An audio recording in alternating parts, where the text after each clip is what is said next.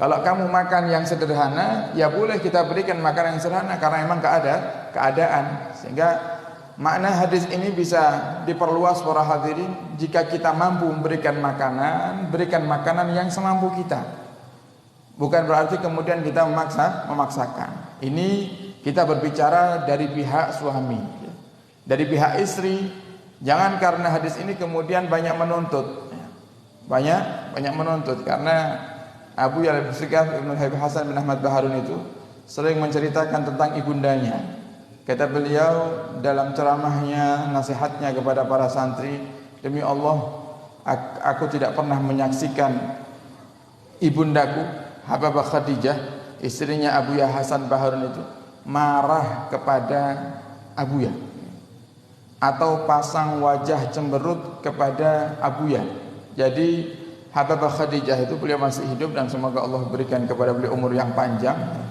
Beliau adalah seorang waliyah, seorang perempuan salehah yang hidup di masa kita ini, termasuk orang yang ahli Quran, orang yang ahli ibadah. Dan Habib Segaf selalu sering mengatakan kepada kita, kalau dalam waktu yang cukup lama, seminggu, 2 minggu, beliau tidak bertemu dengan Rasulullah, tidak bermimpi Rasulullah, beliau datang kepada ibundanya, kepada Hababah Khadijah ini. Beliau katakan, Umi, Segaf belum mimpi Rasulullah, sudah sekian hari belum bertemu Rasulullah. Doakan malam hari ini Segaf bisa mimpi. Didoakan sama ibundanya, malam itu mimpi Rasulullah SAW. Nah, jadi ini saking mustajabnya doa daripada ibunda beliau, orang yang solehah, selalu ibadah, diam diri di rumah. Ini para hadirin, beliau katakan Hababah Khadijah itu tidak pernah masang muka cemberut di hadapan Abu Ya Hasan Baharun selaku suaminya. Kenapa hal itu terjadi? Karena atas perintah Nabi Muhammad SAW. Bahkan pernah satu hari diceritakan para hadirin dulu, kalau ada santri yang punya prestasi baik, punya nilai yang baik, kecerdasan yang luar biasa, itu biasanya sama Abu Ya Hasan diberangkatkan. Sama Abu Ya Hasan diberangkatkan untuk melanjutkan dirasah atau sekolah di Yaman, termasuk guru kita Buya Yahya, itu yang berangkatkan Abu Ya Hasan Baharun. Ketika santri-santri yang berprestasi ini akan diberangkatkan ke Yaman, para hadirin, Abu Ya Hasan memerintahkan sopirnya dan salah satu ustadz di pondok untuk mencairkan uang di bank. Perjalanan pulang dari bank, ustadz dan sopir ini mendapati bannya bocor. Akhirnya mereka berdua keluar dari mobil, dan uangnya ada di dalam mobil. Begitu ban sudah selesai dibenahi, masuk ke mobil, ternyata uang 25 juta kalau tidak salah di zaman itu hilang. Sedangkan itu uang untuk memberangkatkan para santri. Akhirnya sampai ke pondok pesantren, dikabarkan kepada Abu Ya Hasan Baharun. Dengan kesabaran hati beliau tidak marah, kemudian beliau munajat minta kepada Allah Subhanahu wa taala, dan diceritakan kepada istrinya Hababah Khadijah Al-Hinduan. Dan subhanallahnya, karena istri yang solehah, Hababah Khadijah katakan, wahai suamiku, jual ini perhiasan yang aku miliki ini, jual aja untuk berangkatkan para santri. Akhirnya diberangkatkan para santri dengan hasil daripada penjualan perhiasan Hababah Khadijah. Ini para hadirin satu contoh bagaimana beliau mengajarkan kepada kita cara mengamalkan hadis Nabi kita Muhammad sallallahu alaihi wasallam. Jadi dari satu sisi seorang suami wajib untuk memberikan nafkah kepada istri, satu sisi istri pun juga harus melihat keadaan suaminya, menuntut apa yang di luar batas kemampuan suami itu bukanlah akhlak yang baik. Kemudian wala tadribil wajah, kata Nabi Muhammad, jangan kalian wahai para suami memukul wajah, jangan kalian pukul wajah istrimu. Yang di sini kata para ulama ahli hadis mengatakan bahwasanya memukul istri itu adalah satu hal yang diizinkan jika memang istrinya sudah kelewat batas. Akan tapi para ulama mengatakan menghindarinya ajmal wa akmal.